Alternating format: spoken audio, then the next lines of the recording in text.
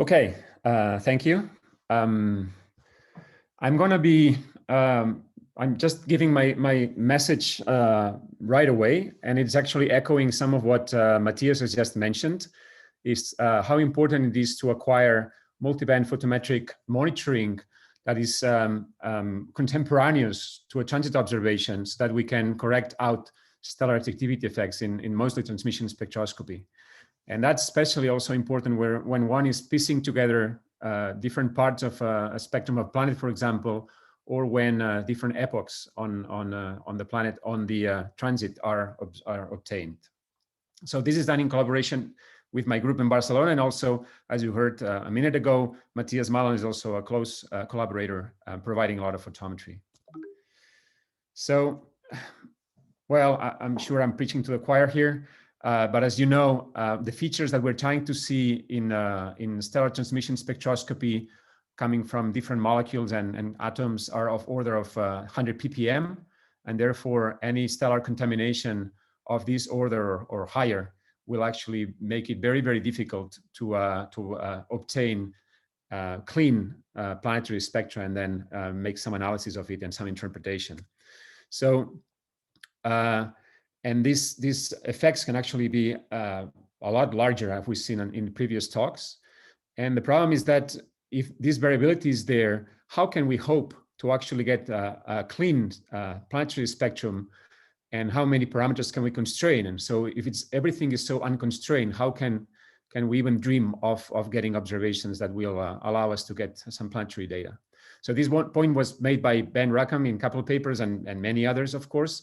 And this is still standing there, let's say. So one of the tools that we're using to do this is the so-called StarSim tool. And there we're doing this, we're assuming a stellar phase or stellar surface, and we put active regions on that surface, and we assume that they have faculae and they have dark spots. And then we also have a transiting planet model there. So we are adopting stellar parameters such as temperature, metallicity, log G, rotation period, referential rotation, and also we can take into account rotation axis inclination. And we assume active regions through a spot map.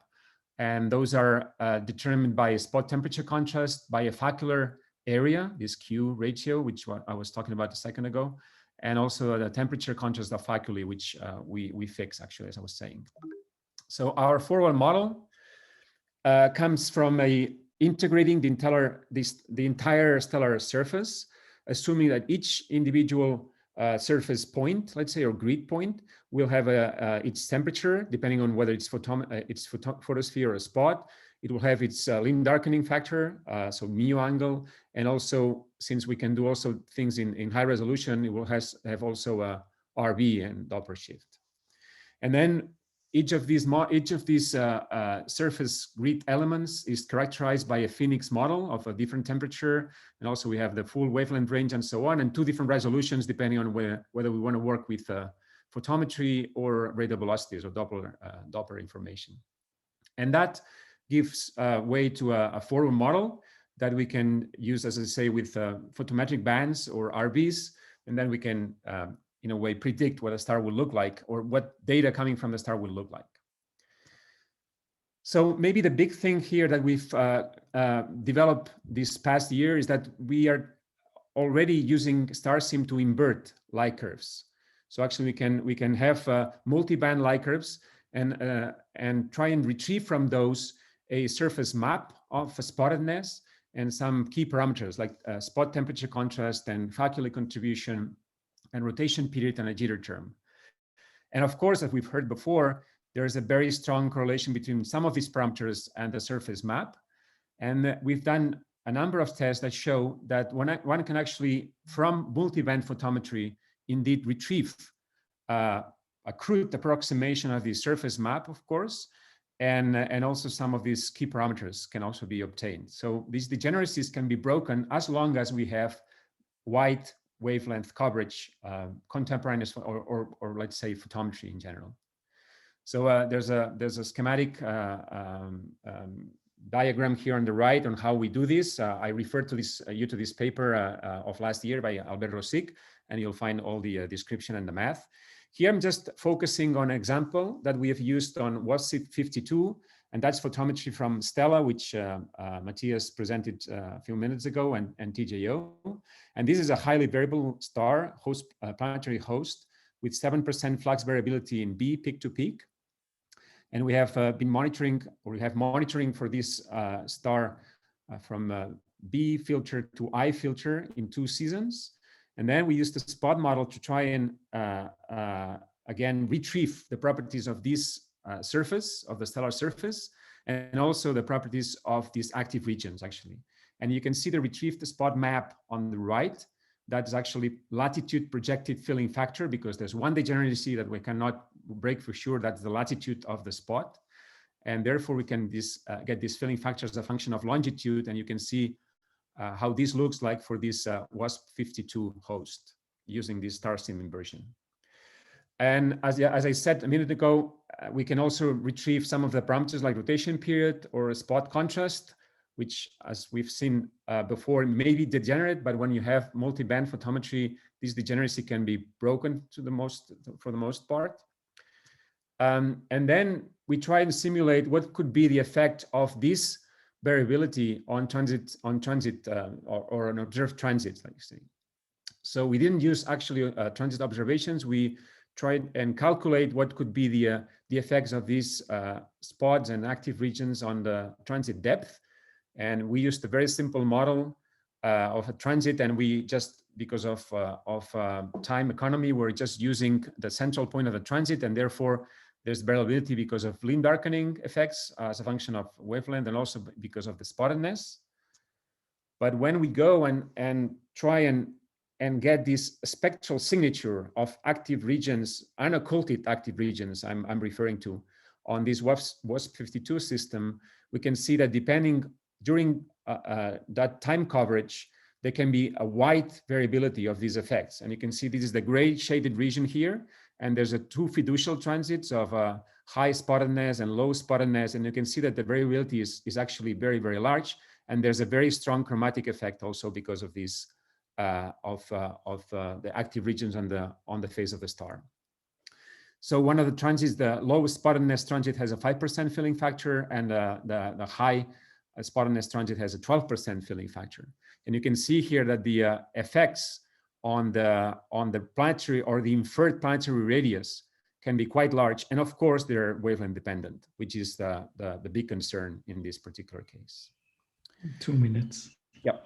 So trying to compare this with actually what is the power of correction of this of our approach using this multi-band contemporaneous monitoring.